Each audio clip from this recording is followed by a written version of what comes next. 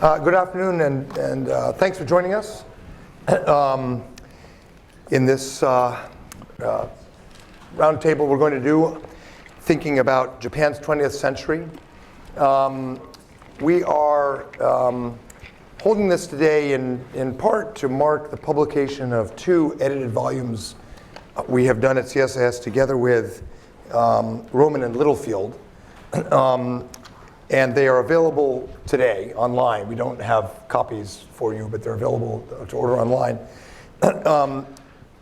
And these are based on projects we've done over the last 18 months or so. One is Postwar Japan, Growth, Security, and Uncertainty since 1945. This is a book that comes out of a series of roundtables we did with four distinguished Japanese historians who talked about Japan's post-war experience, the alliance, economic development, economic policy, institutions, social change. And it's essentially a broad sweep history and new look at Japan's 70 years since the war and how we would think about the periodization, the historiography, and the lessons learned as Japan deals with a quite different era going forward. The second volume is the one we're going to spend more time talking about with our panel. It's a global history of the 20th century, Legacies and Lessons from 6 national perspectives. And I'll tell you a bit more about this one in just a moment. But I am first required to let you know that I am your security officer. If there is any reason we have to evacuate this room, there are exits back this way, or although it's crowded, you can go this way. And our rally point is St. Matthew's Cathedral on Rhode Island Avenue or National Geographic. We say this, we're supposed to say this at all our gatherings. I don't think you do that at UT Austin. I know we don't do it at Georgetown. I don't know about GW, but at CSIS, we are the Center for Strategic and International Studies, so we try to be very strategic. And I'm sure our lawyers had something to do with us saying this too. So that said, let me tell you a bit about this book and our panelists. As you know, we recently had the 70th anniversary of the end of the Second World War. And in August of 2015, Prime Minister Shinzo Abe issued a rather lengthy statement and apology, and what he said was final apology, accounting for Japan's conduct in the war, the causes of the war, and how Japan should reflect on those going forward. In the preparation for that official statement, the Prime Minister's office in Tokyo commissioned a group of experts, historians, journalists, political scientists, to advise the Prime Minister. The group was diverse. I think people were surprised at how diverse in terms of political perspectives. Far from being a right-wing group, there was one or two noted right-wing thinkers. It was a fairly diverse group in terms of their political perspectives, at least diverse within a broad mainstream Japanese context. And around the same time, the Prime Minister asked that we at CSIS undertake a parallel effort. And one of the themes that this advisory group in Tokyo was considering was how to look at Japan's entry into the war, conduct in the war, and then post-war recovery in the context not of 1928 to 1945 or 1931 to 45 or even December 7th, 1941 to 45, not in the context of Japan's militarism, expansion, invasion, war with the US alone, but to look at it in the larger sweep of the 20th century and in particular a global history of the 20th century.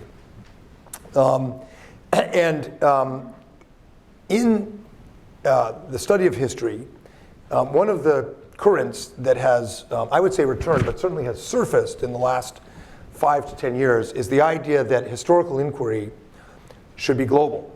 That it doesn't make sense, or it's not sufficient to look at the history of Japan or the history of the United States in isolation, that really to understand what happened and put it in context, you need to look at global history. And then you can judge agency and the choices made by leaders for ill or good in a context that gives you more useful lessons about the future and more realistic historiography. And so we were asked if we could look at the 20th century as a global history, but obviously in the context of Japan's own deliberations and the Prime Minister's Advisory Group. So we agreed to do this after some thought. We made it very clear we were only interested in doing it if we had complete control of the process and academic freedom, and that we would publish the results without any clearance from anyone other than the authors themselves. And we recruited authors who are global historians from the United States. Willin Bowden wrote the chapter on the US experience in the 20th century. For Japan, we were given two historians who we thought were very excellent. And so we worked with them. Shinichi Kitaoka, who began the chapter, and then Yuichi Hosoya, a historian at Keio University. They had to hand off because Kitaoka became the head of JICA, Japan's development agency, halfway through. And so Yuichi Hosoya of Keio University, a really first-rate diplomatic historian, finished the chapter. Cemil Aydin from UNC did the Turkish experience. Chen Jian, a first-rate diplomatic historian at Cornell, wrote on China. Srinath Raghavan wrote on India, and Sebastian Conrad on Germany. We did the big powers, in effect. We would have done more. We would have done Russia. We might have done Mexico, but we didn't have a huge budget. So we picked a sort of representative major powers and asked them to look at how the 20th century has imprinted itself on their national consciousness. Including, of course, the war, but we were also interested in looking at both world wars, of course. Now, the 20th century is an arbitrary period of time. We just, January 1900 is rather arbitrary, but it's a period that includes two world wars, hundreds of millions of people killed, profound technological and social revolutions, and the collapse of an old global order in which imperialism and empire had a certain moral authority, and that completely evaporated, and the emergence of a new world order, which then collapsed in World War I, collapsed in the League of Nations in the interwar years, and then was reborn halfway through the century with the United Nations, Bretton Woods, and the American-led international order. And to look at how each of these impacted the national consciousness, and very importantly, the national narratives or identities of these countries going into the 21st century.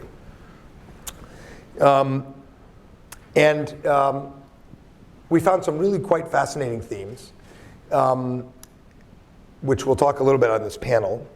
The US, which we'll talk about and wrote the chapter on, has been a linchpin of the international order we know today, but began the 20th century quite immature power, uncertain of its role in the world, despite rapidly growing economic and ultimately geopolitical power. A country that entered the 20th century in a multipolar world and now goes into the 21st century perhaps again facing something of a multipolar world. But generally a country that had a pretty good 20th century by comparison with everyone else in our book. Japan, which embraced the darkest and most destructive and most revisionist aspects of the earliest 20th century, but emerged in the second half of the 20th century as something of a model power in terms of international citizenship. And some might argue began the 20th century seeing itself as a rule of law nation allied with Great Britain and a status quo power. Turkey, which was of course once a member of this imperial club, and then came out of the collapse of empire with an uncertain future and with a former imperial space around Turkey that is dangerous and uncertain. China, which Chen Jian brilliantly characterized as embracing decolonization, embracing communism, and then in the second half of the 20th century, and really since the 1970s, throwing all that out and embracing what he calls a performance-based legitimacy. Not a legitimacy based on decolonization or on ideology or communism, but performance-based economic growth. India, meanwhile, has embraced democracy and legitimacy from its form of government, but is still struggling to find a performance-based economy. And finally, Germany, which self-immolated in 2 world wars and championed a new international order, but is now in the 21st century seeing the core of that, the European Union and the European experiment, under stress. One of the key themes, and Sebastian, who our author in German 20th century history, is really a leader on this.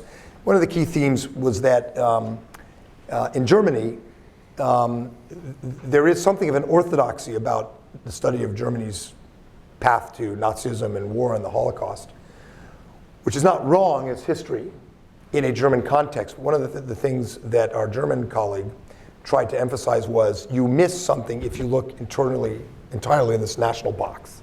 So he's one of the champions of global history. And how do you think about global history to explain the choices, morally wrong choices leaders and nations made, but putting it in a context where, and I'm speaking for him, perhaps it's unfair because he's not here, where there's not some original sin.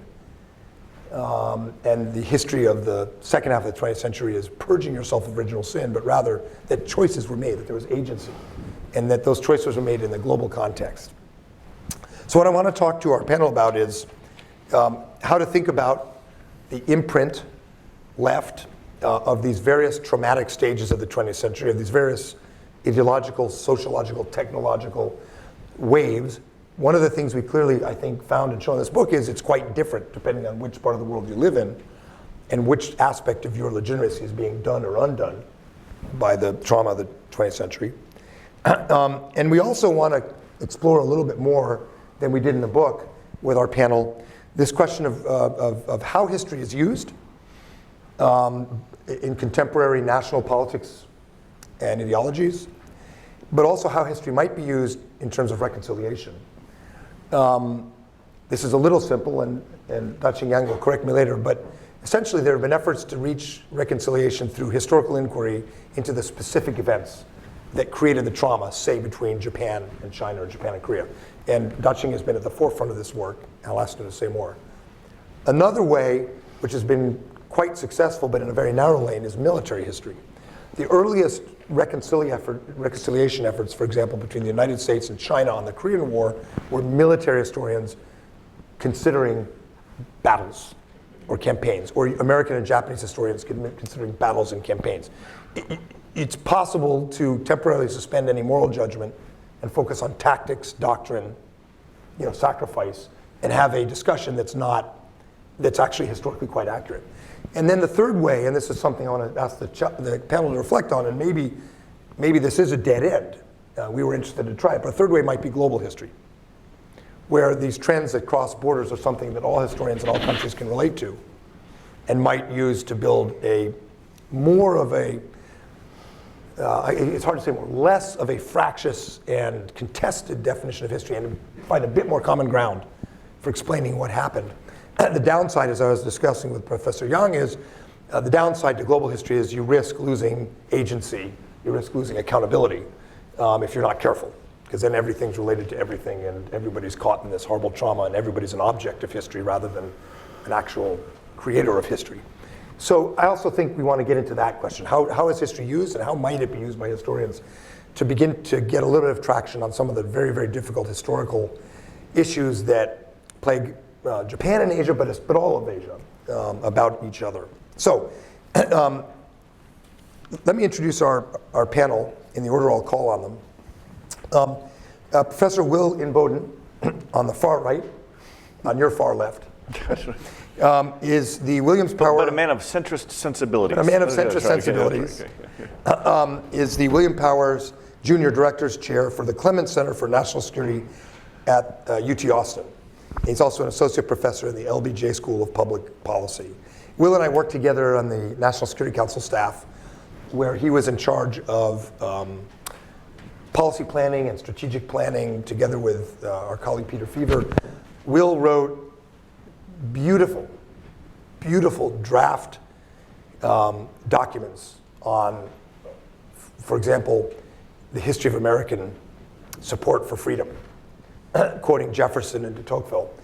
and then turned it into presidential speech language for President George W. Bush. And it came out quite well, but it was deeply researched and based on Will's own background as a Yale-trained historian with a book out on religion and American foreign policy. And Will is really a scholar of ideas, the history of ideas, and how they affect policy making and politics. I'll turn next to my colleague at Georgetown University, Diana Kim. I chaired the search committee that, out of many thousands of candidates, chose Diana to be one of our most recent colleagues. She's an assistant professor in the Edmund A. Walsh School of Foreign Service and one of the core faculty members in Asian Studies. Diana's research, trained at Chicago and postdoc at Harvard, is comparativist, it's historical, it's socio-legal theory, public policy, but Diana looks at the imprint left by different imperial experiences in Asia. She was still not on our radar screen, but is perfect for this topic. Had I known better, I would have recruited her to do the book. And last, but certainly not least, Professor Da-Ching Yang from George Washington University. He's a native of China, graduated from Nanjing University, PhD from Harvard. He's taught in almost all the major Japanese universities, is fluent in not only the language, but the history of Japan and China. He's done interesting work that I've followed in his career on infrastructure, telecommunications in the interwar years, and now you're working on petroleum. In effect, the infrastructure of empire and of Sino-Japanese relations. He's just come back from sabbatical. Da-Ching, together with Mike Mochizuki and others, has led this heroic and quite fruitful effort to get like-minded historians in East Asia to begin creating common interpretations, analysis, reference points, and even textbooks, I think, to describe the darker parts of the first half of the 20th century. And he's really been a pioneer of, I guess, the second line of effort I described, getting like-minded historians together to begin creating some common ground and interpret what happened in the past. So let me start with Will. We'll take a few questions and then we'll open it up to you. Will, I want to start by asking you broadly about the use of history. We'll get to the reconciliation part, although you can address that. But you've written on this, especially in the US context. How is historical memory, historical inquiry used for ill or will by politicians, by societies, by media, and by historians? Okay, in less than 5 minutes. In right? 7 minutes. Okay, all right. Well, thanks very much, Mike, and my fellow panelists. It's an honor to be here, especially having been part of this project from its early nativity, and to see how it's come to fruition under the expert editorship of Mike, and with great support from CSIS and Dr. Hamry as well. I want to start on this general theme with a quote from the intellectual historian John Lukács, who has written many fantastic books on various aspects of Western intellectual history, World War II, et cetera, and the use of history in society. And he says this, he's making the point that a sense of history is a defining aspect of being human, that this is central to our personhood. So he says, scientific knowledge, dependent as it is on a scientific method, is by its nature open to question. The existence of historical knowledge, the inevitable presence of the past in our minds, is not. We are all historians by nature, while we are scientists only by choice. And what he's getting at there is, usually, when we think of a historian, you think of someone like me, a bald guy with a PhD in history who teaches it at a university and writes books on it. Although some historians have a nice full head of hair. But I think Lukács is getting at something that essentially all human beings are historians in a certain way, that this is really central to our identity as individuals, thinking about the memories we have of the past, how we learn from our own individual pasts, but also these relationships form the web of a society's historical consciousness. And so thinking about that in relation to this project, I wanted to draw distinctions between 4 types of history, which are all operative in the themes that we're wrestling with here, but it's important to see how they interact with each other, but also understand them as distinctions. So the first type of history would be personal experience. These are the first-hand experiences that someone undergoes, which is very powerful for shaping their own personal identity and the firsthand experiences that a society goes through, if you will. So, and I'll use the Vietnam War in the American context as an illustration of the four of these. So, for this first category of history, personal experience, Americans who had a first-hand experience with the Vietnam War would be the troops who fought over there, and then say the American citizens who lived through it and were actively involved in either policy making or protesting against the war.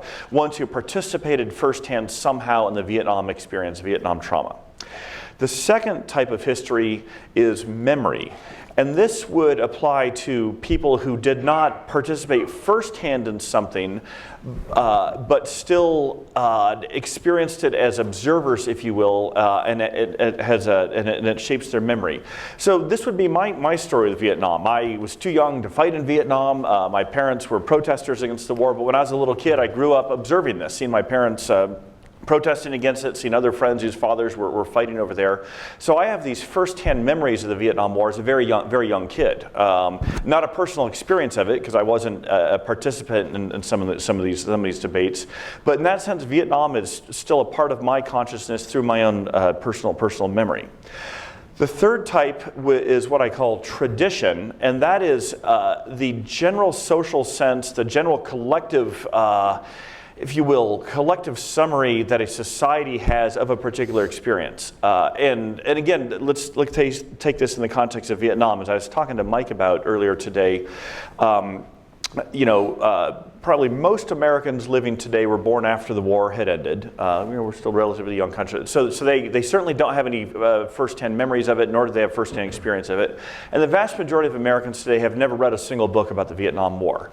And yet, if you were to ask your average 22-year-old, walking on the street, about the Vietnam War, they would probably have some fairly strong opinions about it, or at least a sense, oh yeah, Vietnam, that's the war that taught our country not to fight this particular way, or don't do land wars in Asia, or don't fight with one hand tied behind your back, or don't get in a messy civil war under the guise of anti-communism.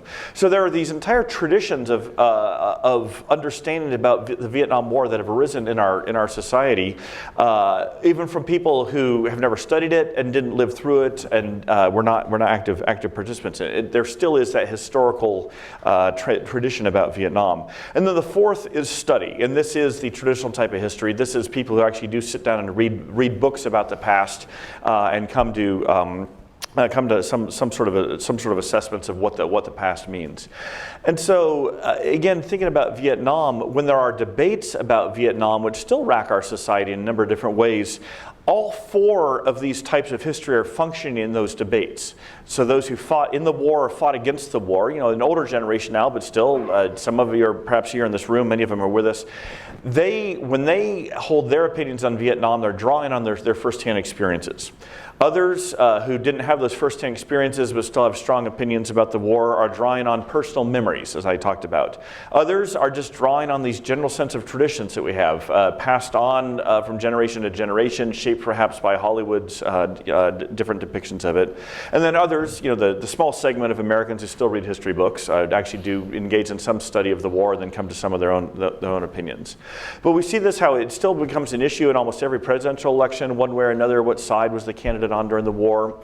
And also very much shapes the geopolitics of America's relations in Asia, as we're still coming to terms with the war. But also now we've undergone a pretty significant reconciliation with the nation, the government of Vietnam, partly out of geopolitical exigencies, the rise of China and Vietnam's wariness there.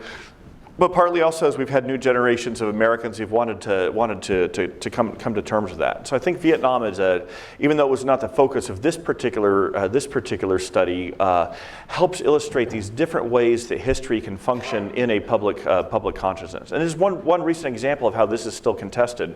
Back in 2009, President Obama's first year in office, he undertook a couple of small and then a big Afghanistan strategy review. Many of us were followed this closely at the time, but the question was, we've been at war in Afghanistan for 8 years then, it was not going very well. He's a new president. What should he do?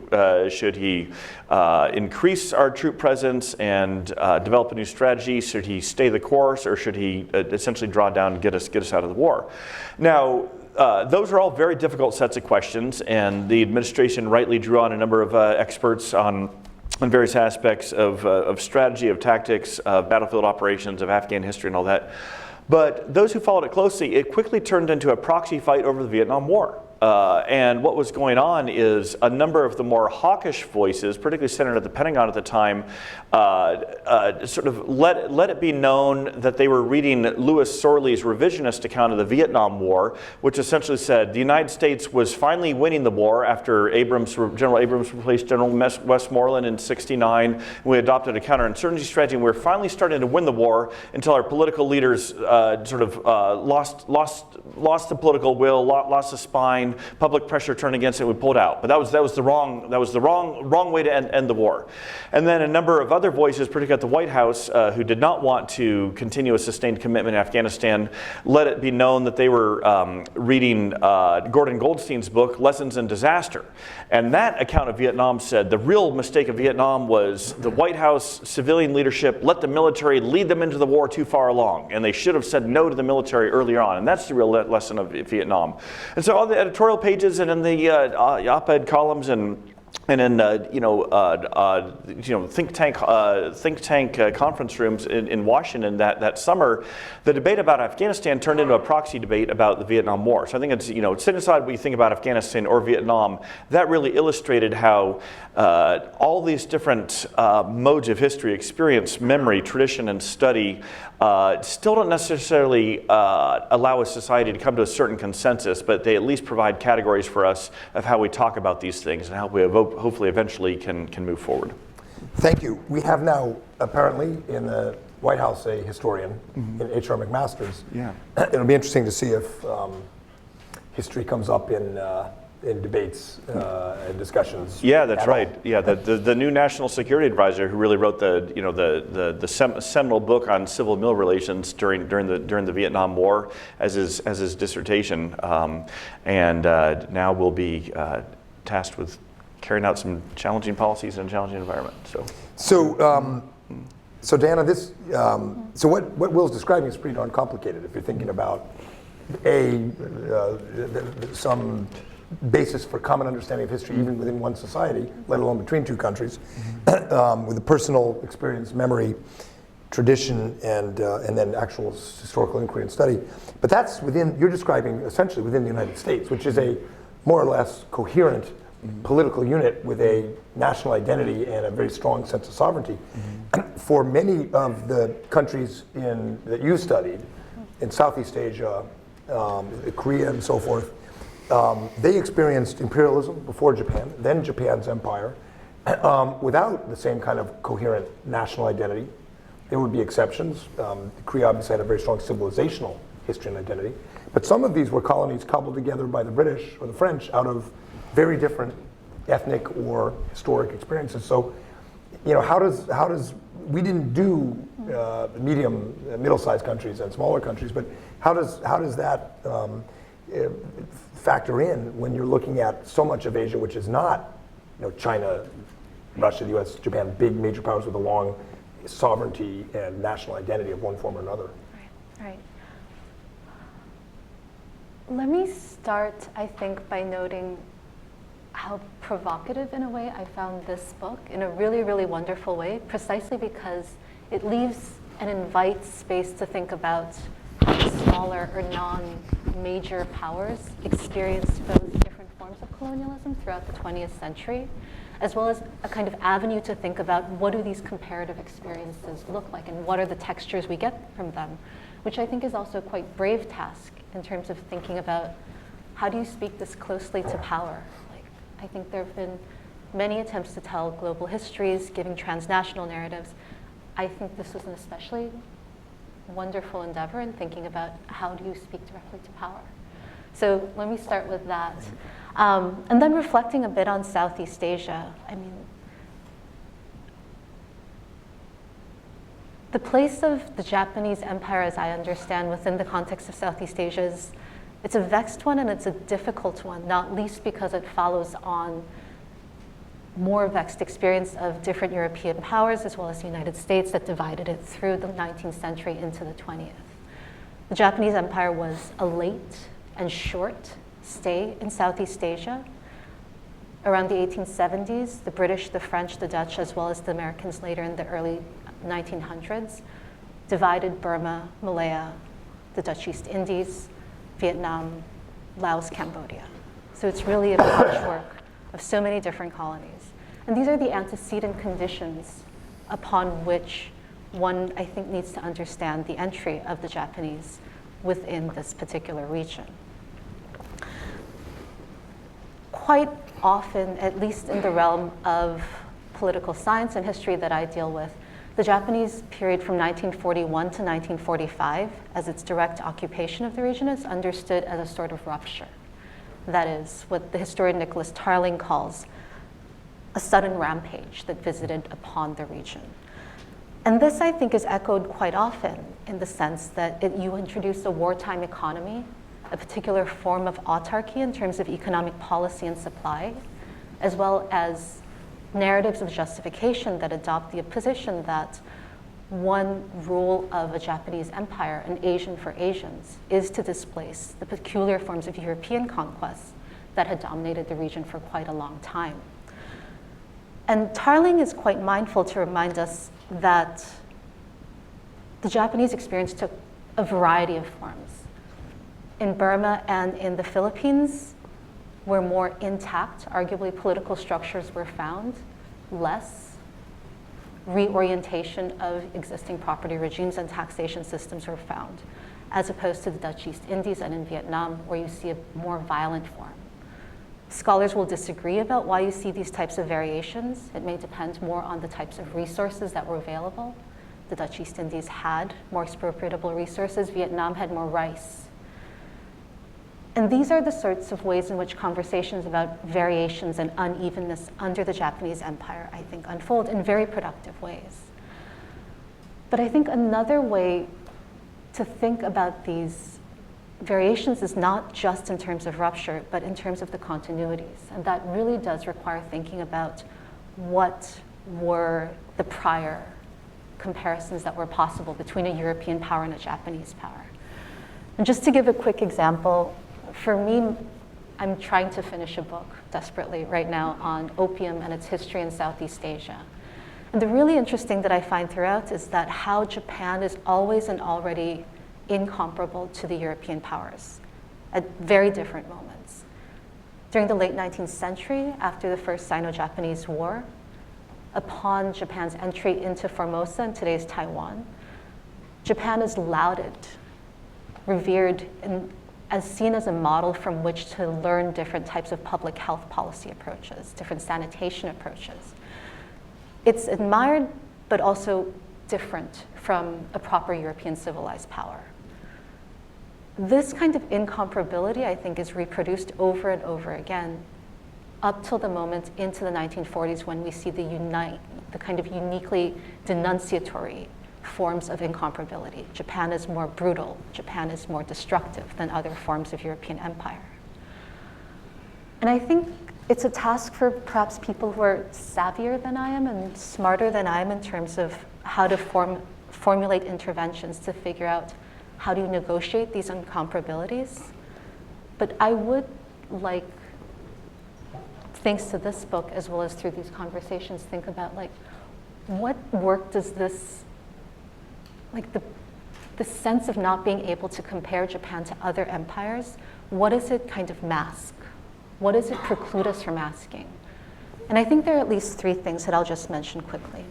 One is, as I mentioned, are the types of precedents that you have. It would be both unfair to the history of Southeast Asia as well as to the Japanese presence itself to suggest that they arrived on a blank slate. You see different types of fiscal institutions that are worth appropriating or not. You see different types of land in place. So how do you deal with these types of precedents and the influence they would have upon a Japanese occupation? It's a difficult question because it involves relocating where you put the onus of responsibility on actions that come afterwards. So there's a question of precedents that I think is masked. There's also a question of interactions that are overlooked. The Japanese presence in Southeast Asia far preceded the 1940s. There are wonderful histories by the social historian Jim Warren who talks about the movement of women from Japan, the Karaiki-san, who would come to Singapore, who would move into different parts of Southeast Asia, coming from outcast communities within Japan with different types of aspirations for life abroad, who would occupy different types of outcast positions in different societies. There's a great deal of learning across empires too. The French learned actively from the Japanese in terms of the Formosa experience. So I think we miss those types of interactions when we presume an incomparability. Then finally, and third, I think there's something missed about opportunities to ask very uncomfortable questions, the questions that hit us in a visceral sense, especially when they're national narratives that clash with our own, when we try to tell stories about other people. And this, I mean, we can talk about it later, but for me as a national, a Korean national, to write about Southeast Asia and the European experience and compare it with how I understand the Japanese experience in Korea, it's both an analytical project, but it's also a deeply personal one. And there are questions that I think I avoid, a lot of people sidestep, and I think that's also a product of this notion of incomparability that we've held on to a long time. We're going to come back to that. Thank you. Daching, why don't you close off this first round of questions for us, saying a bit about the historiography in the book on the Japan chapter of a global approach, how it compares to the work you've done, and both in terms of the scholarly angle and the utility, but also the utility in terms of reconciliation as well. We can pivot to that topic. Well, thank you very much, Dr. Green. This is really a wonderful book, even though it's only 140 pages. I strongly urge you to take a look, and especially his own introduction, which is really a great piece. And you were very generous when you introduced me as someone who contributed to the dialogue in East Asia. I actually am more of an observer, but I will get back to it. So at George Washington University, we also did something related to the 70th anniversary. Mike Mojizuki and I organized a conference that looked at how the countries in Asia Pacific observe that 70th anniversary. Use that as a window to look at the different national narratives. But more to the chapter authored by two Japanese historians. Since I'm a historian of Japan, I'm teaching a course on modern Japan. So I cannot resist the temptation of looking at it from a historiographical point of view. And I found it quite interesting, almost unprecedented, that they're looking at Japanese history in this bigger unit of the 20th century, but also across space. Not just Japan, but this book you're editing look at different countries and access their experience in the 20th century. Why am I saying that? Because how Japanese look at their own history is nothing new, because even before World War II, historians were already debating whether the Meiji Restoration, which we're going to celebrate the 150th anniversary next year, is a kind of bourgeois revolution, or is it just another absolutist regime change? Even after World War II, then the debate was whether the 1930s was an aberration or things were wrong from the beginning, dating to 1868. Now, more recently, the debate in Japan become more internationalized for reasons many of you already know. So there had been efforts, not just among historians that, in the academic sense, but also in the more general public sense, to engage in accessing the 20th century, but more specifically in World War II. For example, around the 60th anniversary of end of World War II, the Yomiuri newspaper initiated the project, which eventually were translated into English. The title is "Who is Responsible?" Part of this is to react to what some Japanese call the Tokyo war crimes trial view of history, that single out the Japanese military and leaders for leading Japan into this disaster. So in other words, the Japanese public and historians have been engaging this kind of question for some time, but what separates this book or their essays is to look at a broader, both in terms of time and spatial context. So that I found very refreshing, and as the title of this volume indicates, it also ties into this trend toward global history. In this case, I think it's probably somewhat new, not so much of a return in the sense that it's riding the wave of globalization since the end of the Cold War. But it raised some very interesting questions when I read the essay by the two Japanese historians. One is that when does 20th century begin for Japan? I think it makes sense that each country, each of these countries probably have a different starting point of the 20th century experience. Just like 19th century, there's the concept of the long 19th century, which began, according to a leading German historian, began in 1860 and ended in World War I. The authors in this volume, the two Japanese authors seem to suggest the Russo-Japanese War, the first time a non-white power defeated leading white power, had a global repercussion, and I think that's certainly true. But it's also true that 10 years earlier, the first Sino-Japanese War you referred to set Japan onto the world stage as a member of the colonial empire at the expense of China, of course. And that was a fundamental change to the international system of the region of East Asia. And also that's the time when Japan began to revise the unequal treaties, thus ending its own status as a semi-colonial victim of Western colonialism. And I think the emphasis of the author on Japan's following the global trend was very important one. Even if you look at the Japanese contemporary text, this idea of the taisei, sekai no taisei, the world trend was very important, especially for the Meiji leaders. So I found it very intriguing when the authors said that the big problem for Japan's failure in the early half of the 20th century is that it lost sight of international trends. But of course, the question is why? I wish in that case the author had more to say about this, but maybe we can open up for question. Having said that, I also noticed that the authors make a very sharp contrast between the pre-45 and the post-45. And this is, again, nothing new, and in many ways the contrast is justified. But within the American historical profession, we're trying to go beyond this 1945 divide in what historian Andrew Gordon calls the trans-war continuities.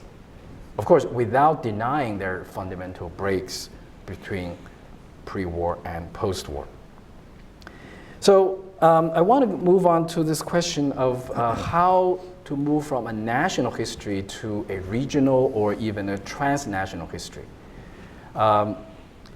As you clearly noted that in the last decade or two, even within East Asia, there have been efforts both at the government level and non-government level to reach out to the neighbors in trying to use history as a vehicle for reconciliation.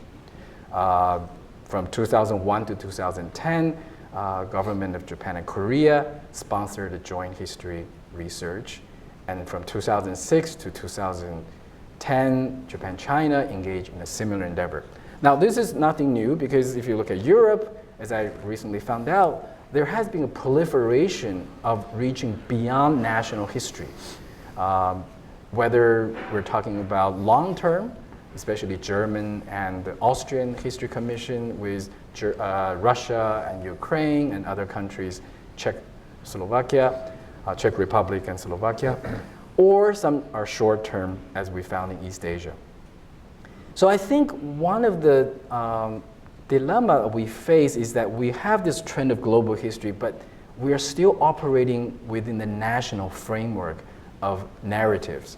And I was really intrigued by Mike, you in your introduction, you said that how nations interpret their 20th century history to a great extent will affect how nation state perform their role in the 21st century.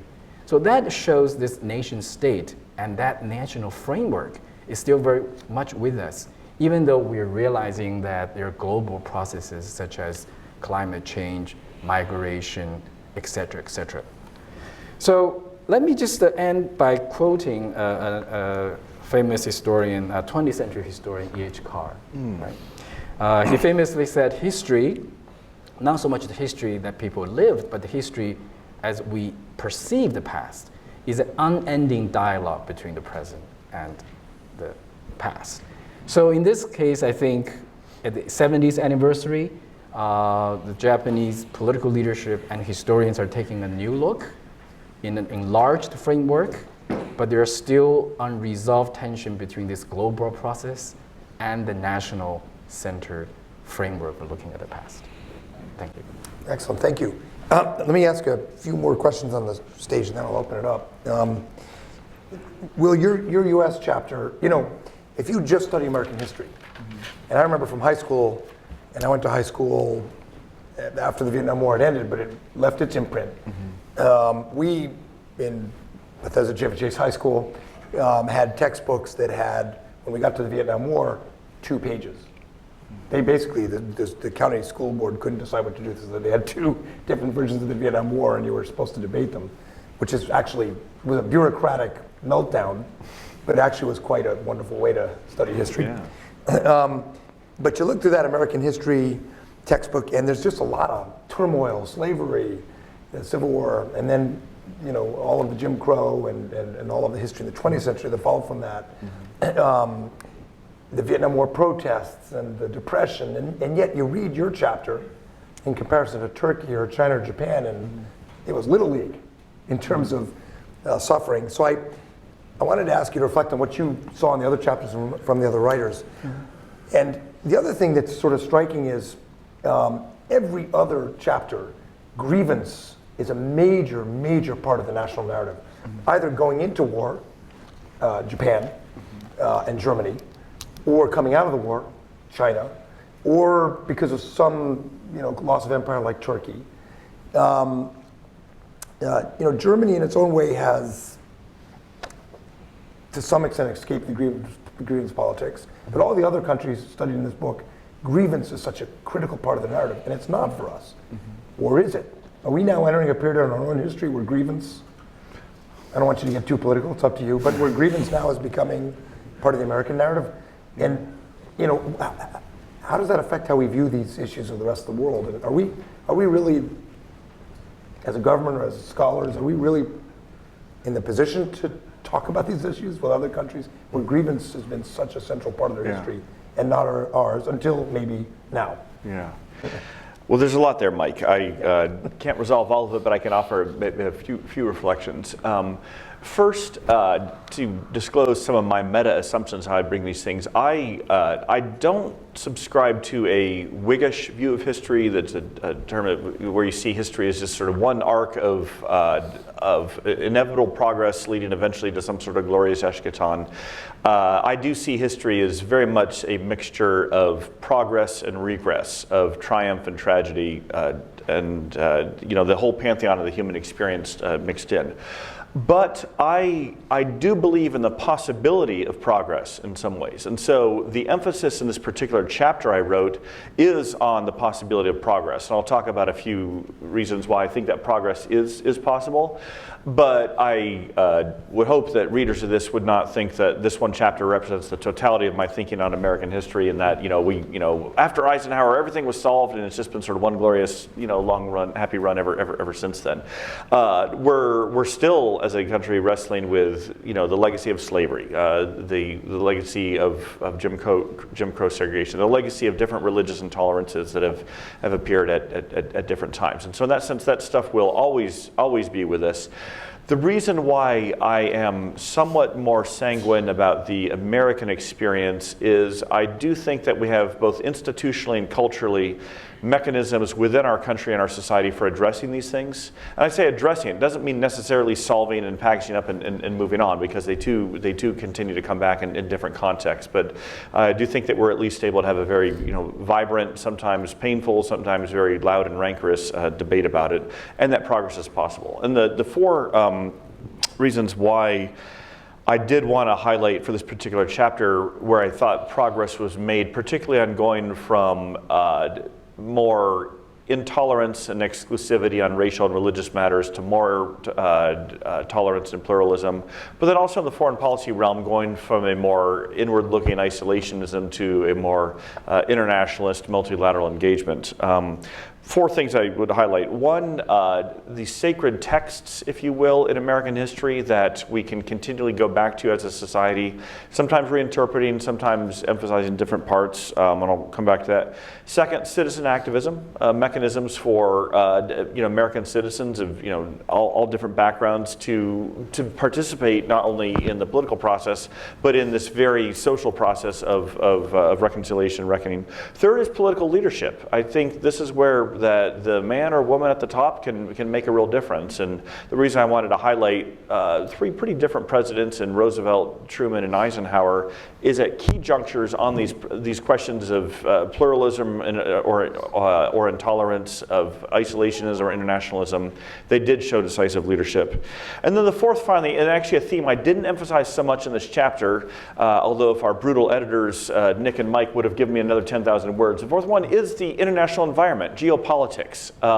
Sometimes that can really press these questions more to the fore. So for example, an important but less appreciated story about why Eisenhower and then Kennedy and then LBJ got really serious about civil rights and rolling back Jim Crow segregation was the Soviet Union was making great propaganda hay out of this, saying America says they believe in equality and freedom, but look how they're treating their black population.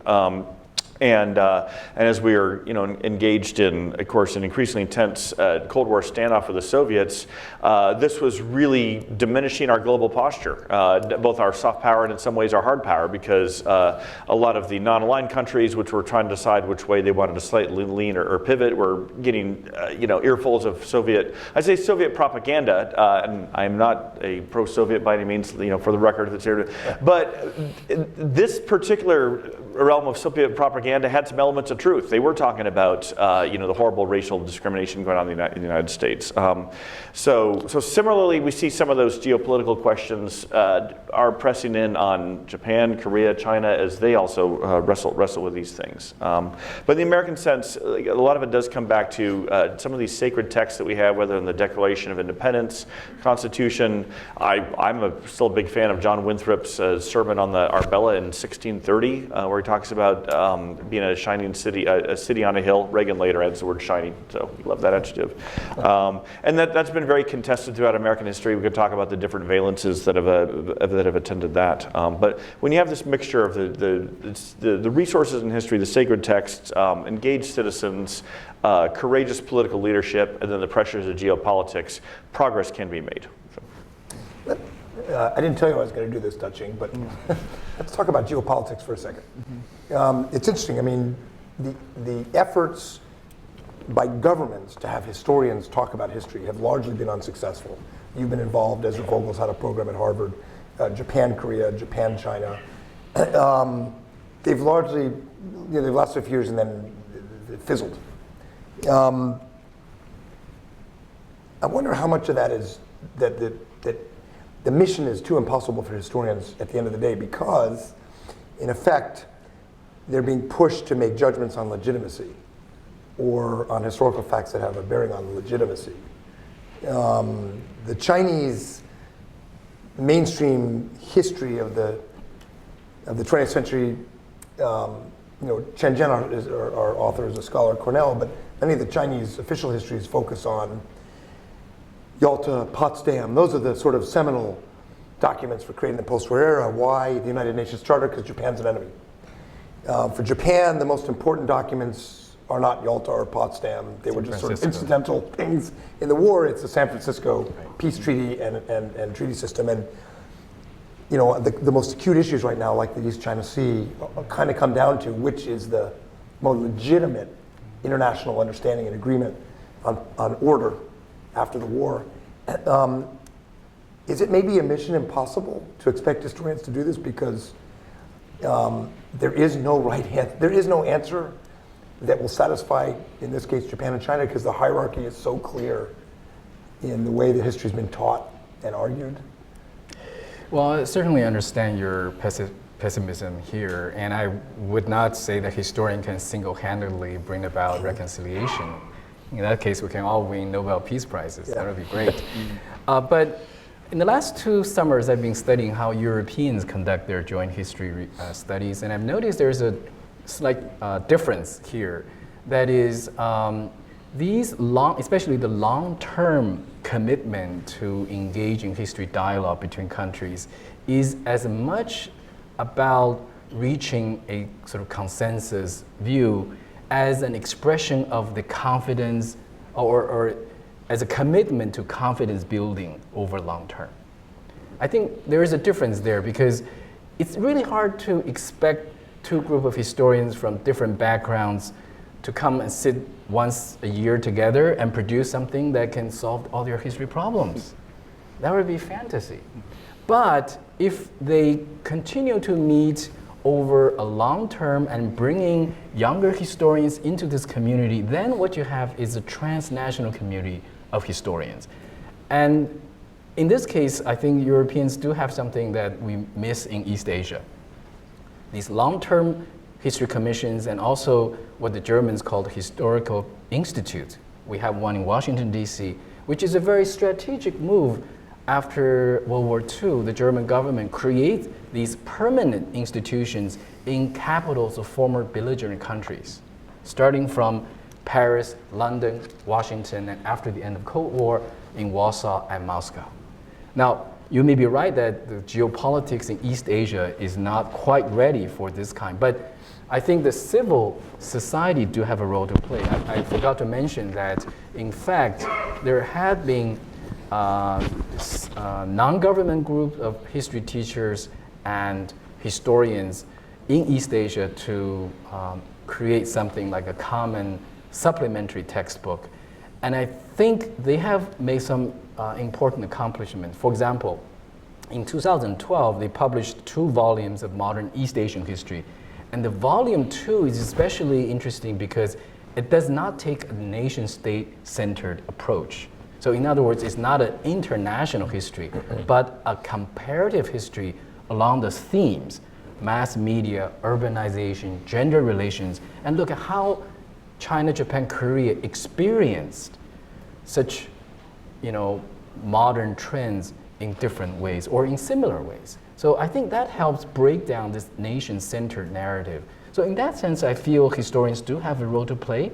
And I also note that the Japanese advisory panel to Prime Minister Abe included this call for a broader historians' dialogue over the long run. Yes. It's interesting about the geopolitics of Prime Minister Abe's statement on the 70th anniversary. I don't know what you expected. If you had asked me in 2013, I would not have predicted that Shinzo Abe would have had such a lengthy and detailed account. I mean, I'm sure it was not fully satisfying to many in the region or to many historians, but politically, it went further than I think a lot of Japanese political science experts would have predicted. I think one of the reasons was geopolitics, frankly. I think that the challenge from China led to an instinct in part of Japan's conservative politics to delegitimize China and legitimize Japan, which would have pushed in more of a direction of saying Japan is a more legitimate power and therefore its history is a better history than China's and everything that flows from that. But in this case, the geopolitics cut a couple of different ways. So when I read that statement, I thought, who was the audience? And I think the first audience was the Japanese public, and it was well received. Most of the polls were 60% generally positive. I think the second audience was the US and Australia. And The first governments to issue statements welcoming it within hours were the US and Australian governments. And then, third would be sort of Southeast Asia, India, and then fourth, China, and I would put Korea, frankly, at the bottom in terms of who this statement was trying to impress. It was sufficient enough that Park Geun-hye gave out a statement saying there's something there without completely rejecting it. To me, that reflects the internal discourse and the debate, which went in a better direction than some would have expected, but also the geopolitics. Because keeping the US and other sort of maritime democracies on side was a geopolitical imperative that I think shaped the outcome of that statement. Subsequently, of course, Shinzo Abe and Park Geun-hye reached an agreement on the most sensitive issue, the comfort women issue, which may be unraveling now, maybe not. And I guess, last question before we open to the audience, Stan, is so, the Korean and Southeast Asian experience and reaction to that statement and to history is very, very different. There are a lot of reasons one could explain why. But one of them is what you cited earlier, which the colonial experience was very different. And where Southeast Asia, initially, this is in a book I have coming out, initially the OSS and the State Department were quite nervous because in the first half of 1942, in Malaya and Burma and East India, the Japanese form of anti-imperialism was trumping the American form. Japan had, before there were actually any Japanese there, Japan was sort of winning that propaganda war. And then you had this wonderful phrase, this sort of sudden, brutal rampage changed their views. But it was only 4 years, 4.5 years, whereas Korea endured decades, and while the Southeast Asian countries were part of a mobilized wartime economy, not the anti-imperialism they had thought they were getting, Korea was, experienced a multi-decade occupation, which historians would say brought enormous economic benefit. You can't say that in Korea, some historians do, but also involved essentially trying to erase a long, long civilization, history, names, and tradition. Maybe before we go to the audience, you could say a bit more about the variation you see around. China's one case, the US and Australia different, but the variation between the periphery of China, Korea, Southeast Asia, India on the other hand, quite pro-Japan. Judge Paul at the Tokyo War Crimes Tribunal famously refused to condemn Japan. So around the area you study, the periphery of China, between Japan and China, how do you account for the differences? Is there any lesson in there for how we sort of look at this going forward? I think that's it's a challenging question, and I wish the answer for me was as simple as it corresponds to the duration of occupation, to level of sentiment among an occupied population, or that there could be a neat linkage between the institutions, how many were destroyed during what period, and thus the kind of reactions you see. I think building on the conversations that you have, I think the geopolitical context in which each of these were playing out were very different. I think duration matters, but to the extent of what types of policies you are taking. I think the Japanese in Korea, perhaps because they were there long enough, went through multiple different waves of types of colonial policy, just as the French went through assimilation to association to back to assimilation. More culturalist forms of colonial policy were introduced into Japan, into Korea, then you might have had time for Vietnam, for instance, when the Japanese were competing with Vichy France, at least for the first few years of their occupation. So I think on the one hand, it's a question of what kind of context in which these are enmeshed at the time period they are, which is a question about what can you recognize in retrospect in seeing those policies. I think another way to think about what might account for these variations, and perhaps this goes to a way of thinking about a de-nation-centered approach to these histories, is to borrow a line from one of your authors, Semih Aydin, whose Turkey chapter is also fantastic. He points out that it was much worse to be a woman at the beginning of the 20th century than it is at the end of the 20th century. And he's making this point to point out that, look, the 20th century has a really conflicted history. On the one hand, it's this time of incredible improvement, technological improvement, human rights improvements, international regimes. But on the other hand, you've seen extraordinary brutality and a lot of wars and a lot of devastation. But all in all, if you kind of think about it from our sentiments, like I would much rather be a woman today when I have rights to vote than I would have earlier in the 20th century. I kind of take that to think about what it would have been like to be a colonial subject in Burma in 1943, when occupation is starting, versus what it would have been like to have been a Vietnamese subject under Vichy and Japan at the same time, and how that might have contrasted with a Korean person anytime in the 1930s. So that's not an answer, but No, I think it's a a framework. great insight. And the other big, there are many differences actually. You pointed to a very important one. The duration is a factor. The actual impact on existing social, cultural, political, civilizational norms, which was quite devastating for Korea, where it was, frankly, the main destructee in Southeast Asia were the European imperial powers. And so in some ways it was almost liberating. And then the leaders, the Burma National Army, the Indian National Army, the Merdaka and the Indonesians, they collaborated with Japan. And then when the Allies came in, they turned on Japan. So they had a certain legitimacy both ways.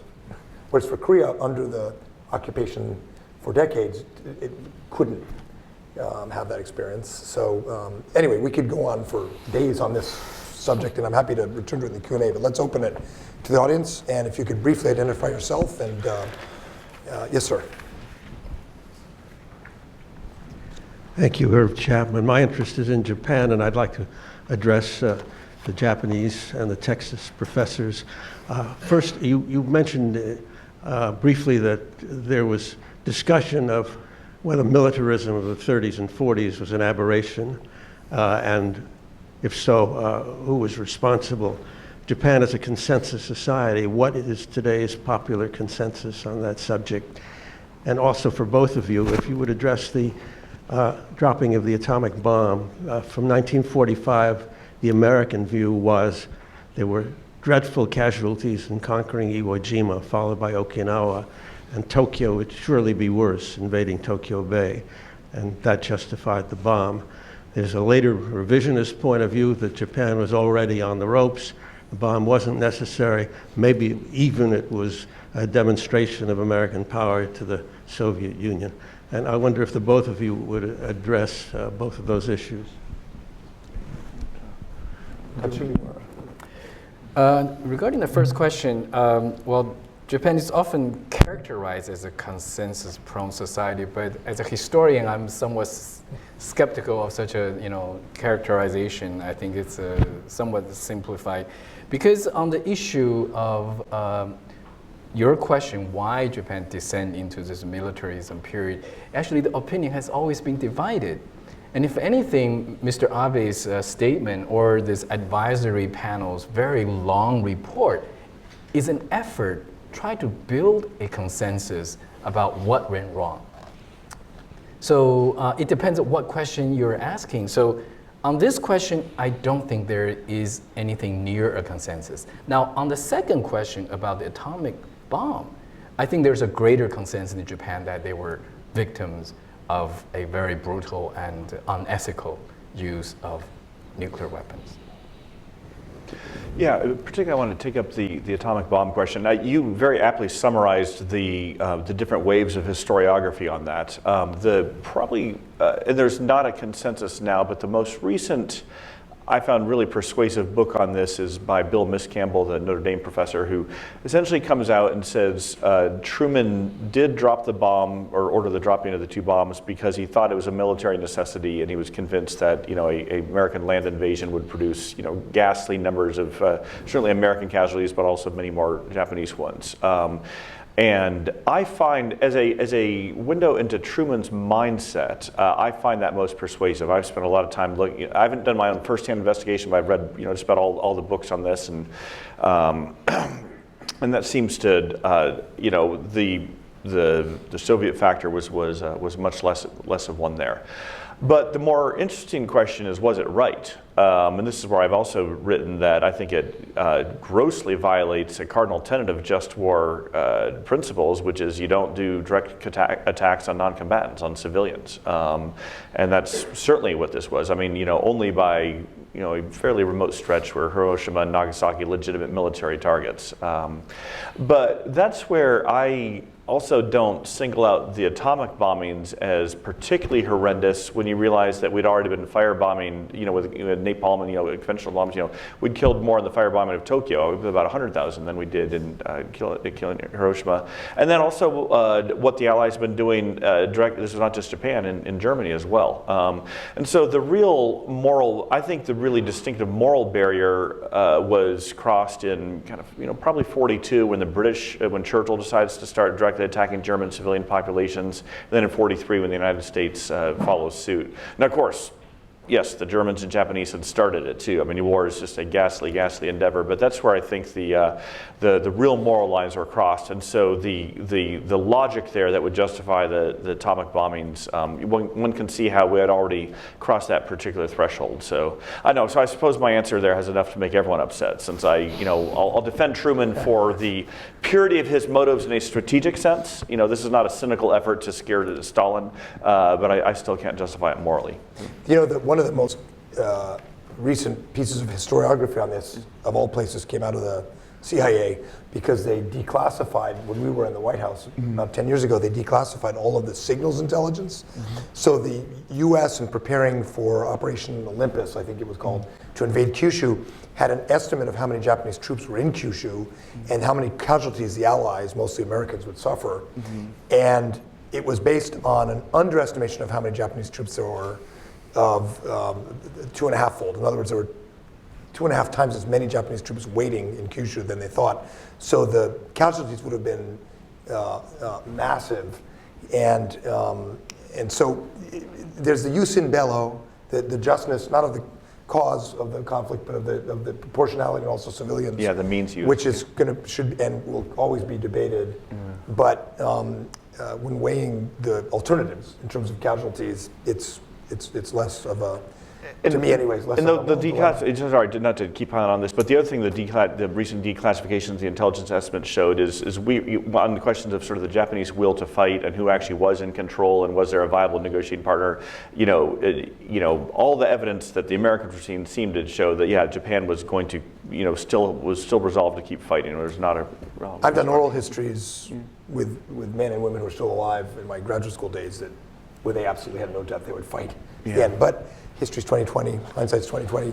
The other thing quickly on the nuclear bomb that's very interesting on the atomic bombings is it complicates this historical reconciliation problem, because from a Japanese, not necessarily historian's perspective, sort of social perspective, it was cleansing. And there's this wonderful book by, I think, Ivan Hall, on the nobility of defeat, about the Japanese sense of glory and defeat, but the complete cleansing of sin in a Shinto or Buddhist tradition, that somehow this all mixes up in the fact that Japan was the only victim of nuclear weapons.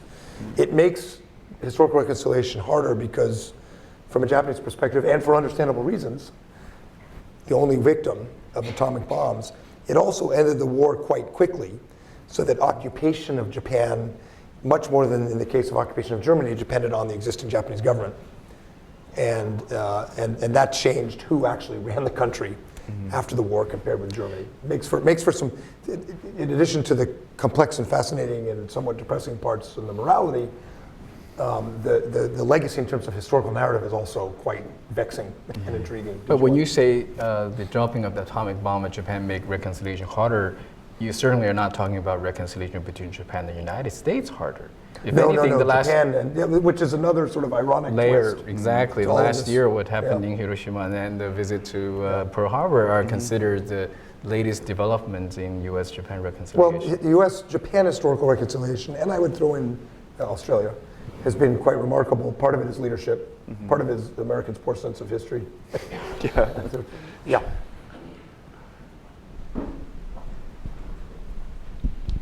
Thank you. My name is Kunio Kikuchi, and I'm an ex-World Bank staff consultant. You know me, Michael. The main question here is the role of United States in the history of Japan on all that we are talking of. U.S. was the main player. Without its intervention, Korea would have had to go through a long war of independence.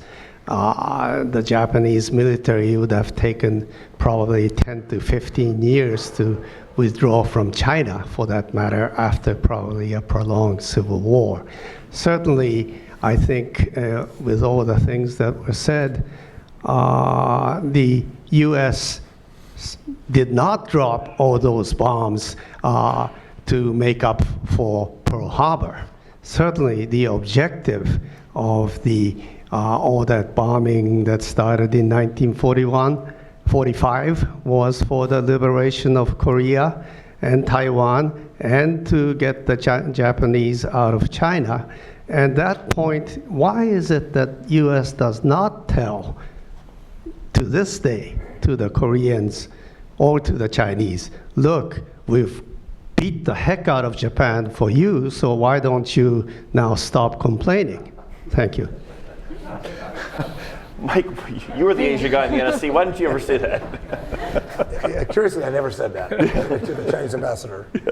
You know, when you look at the decision making, especially George Marshall, Chief of Staff of the Army, and his memoirs and the unclassified notes of various meetings of the Joint Chiefs, it was all about saving American lives, basically. That was, you know, I have a book coming out, I should be promoting it more. In fact, it's available in a couple weeks on the history of US strategy in Asia. There was strategic thought in the SWINC, Strait War Navy Coordinating Committee on post-war Asia. The Navy certainly wanted to dominate the Pacific and have island bases.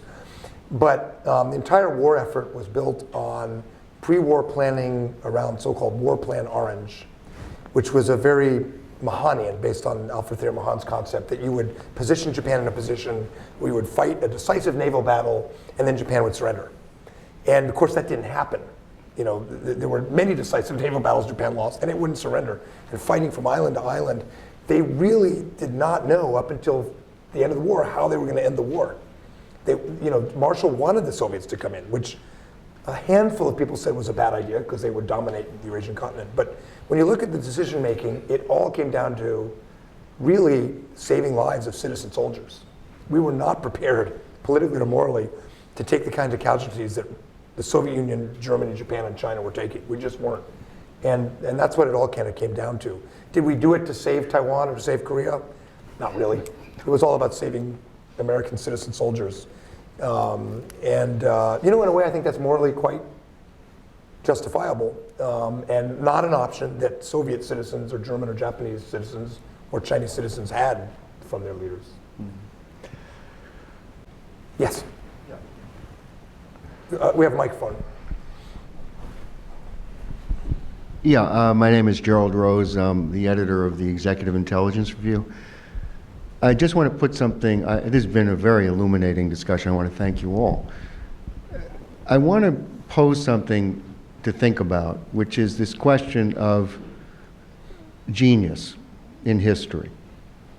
Because if you miss that, these geniuses like Lincoln, where would we have been without Abraham Lincoln, who defied everybody, including his own cabinet, to prosecute the war to win? Where would we have been without Franklin Roosevelt? If he had not closed down all the banks the first day of his administration and went through a whole reorganization of the banking system, which was the most controversial thing you could have done, which Hoover was, forget it. Where would we have been in fighting the Depression and creating the basis to fight World War II, which he knew? Look at Martin Luther King.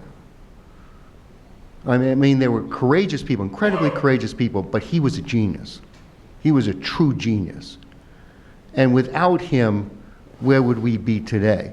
So I think culture is a critical element of being able to respond to such geniuses who inspire us morally, inspire us intellectually, inspire us to the better angels of our nature, actually, as Lincoln had said. And I just want to say something which is going to maybe shock people here, but why not? You know, you've shocked me, so I can shock you. We are on the verge with this one belt, one road discussion between... Can we hold off on that? Because that's about the future, and we're not... Oh, okay, here to talk okay, I'm about sorry, it. okay. But if you are interested in one belt, I one want to road- say, I just want to say that what Abe has done with Russia is surprising. It has enormous potential, and it may, with China's support, we really could get a very different history going forward. So, but your first question is an interesting one. It's sort of Thomas Carlyle's great man theory, and I teach a course at Georgetown on leaders. I didn't this semester. I used to say, because international relations theorists are all about structure, not agency. Historians kind of go back and forth. They love contingency. So I used to tell my students it's all about agency. Until the election this year, I said it's all about structure. But what about agency? I mean, is one of the lessons that we just got, weak leaders in the West in the 30s. We ended up with, Tojo and other leaders. It's hard to look at Tojo and historically as a historian of Japan and think agency mattered that much. But how do we think about leaders in all of this? Because if it's about leaders and sort of the vagaries of what kind of leaders you get and when, then maybe we should just stop rolling up our sleeves and just wait and see who we get. What you've thought about this? We'll start with you, Dustin. Yeah, in Japanese history, we tend not to look at individual leaders, but we look at the group. For example, the Meiji oligarchs played an instrumental role in guiding Japan onto the world stage and building alliances with big powers. And with that generation gone, then you have this new military taking advantage of the flaw in the Meiji Constitution, asserting the right to supreme command, disobeying the civilian party politicians. Now, it doesn't mean that at critical juncture, a different prime minister could have made some difference. I'm thinking of the Prime Minister Konoe at the time of the outbreak of the Second Sino-Japanese War in 1937. He's typically considered to be somewhat indecisive, and that could have contributed to the prolonging of that crisis. Yeah, just a couple of thoughts. Well, one, I generally agree with the thrust of what you're saying there on genius, but when you're talking about that, it's almost more moral principle and moral courage than to say genius in the the intellectual sense. So and I think it's that unique combination. And fortunately, thus far, one reason that the American experiment has survived and thrived as it has is that at key junctures, our country, our culture, our system, fortunately did produce the right leader who was able to do just enough. And there's, the counterfactuals of any number of these key junctures, what might have gone wrong if we didn't. But that's nothing to count on for the future. And then one could also point, I think a lot of this was really missing at Versailles. I mean, good argument to be made. Of course, the seeds of World War II were really sown in 1918 and 1919, and you had some very smart people there. Woodrow Wilson is certainly, brilliant and a visionary, and yet the clashes between him and Lloyd George and Clemenceau, and the failure to come up with a viable post-war settlement, that's right there where you really have the beginnings of World War II and some of the knock-on effects in Asia. I mean, leadership in the China context. Could China have had a happier 20th century if they hadn't had Mao and Chiang, both with their own, they're both geniuses in a certain way, but also deeply, deeply flawed, and the failure of a better leader to come together and really be able to unite the country, I think produced, ghastly consequences. So. I think I would just add to that it's interesting to think about geniuses for the empires in interaction with the geniuses of the nationalist leaders that they interact with. And I think there's like a different type of chemistry that also emerges from a leader who interacts with Ho Chi Minh or interacts with Aung San. And I think that's also a productive way to go about thinking it. Exactly. If you haven't read Hota's book, Japan 1940, it's a wonderful piece of history, I think. It looks at Tojo and Matsuoka and the leadership, and the basic indictment is they were incompetent. Grossly incompetent, as the Japanese authors in this volume say. They misread history. They were convinced Nazi Germany was going to win. They were convinced America and democracy were on decline. That's I think, an accurate observation. I think there's more complexity to those leaders than simply misreading history. But agency or leadership matters in the absence in a lot of the tragedies we're talking about as well. I think we have time for one more quick question, Father. I'd like to jump back a few centuries, 16th, 17th centuries.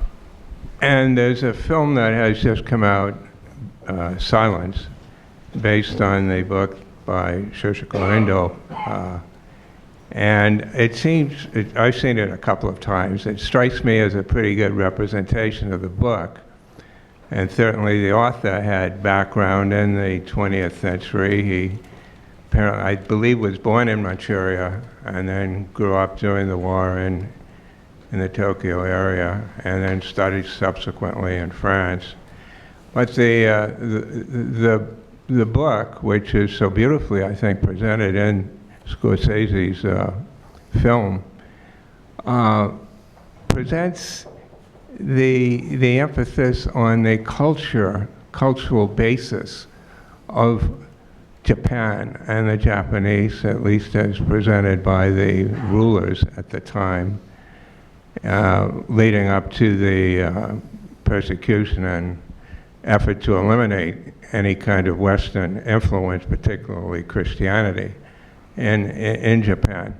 And I wonder, do you feel that in discussing the 20th century role, isn't it also important to go back further? Do you know that book and the new movie?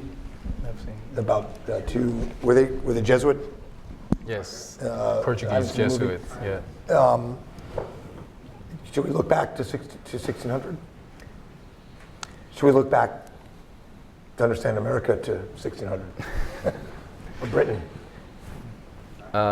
Just an interesting piece of news. I think the Japanese Ministry of Education and Science have recently issued some advisory to change certain wording. So what used to be called the seclusion, the sakoku, is to be changed to just foreign policy of Edo period, which is very neutral. Whereas that in film, textbooks, you mean?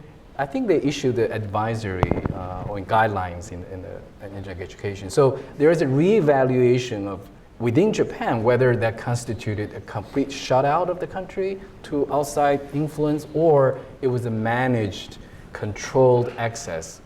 Now, to answer your question, I don't think it was a kind of a mindset per se, but it's also a very geostrategic choice, because the central government was very much in the interest of consolidating the Tokugawa rule, and those daimyos in western part of Japan who were allied with the Catholics were seen as a threat, not just because of their religion, but also because of the access to trade, access to weapons.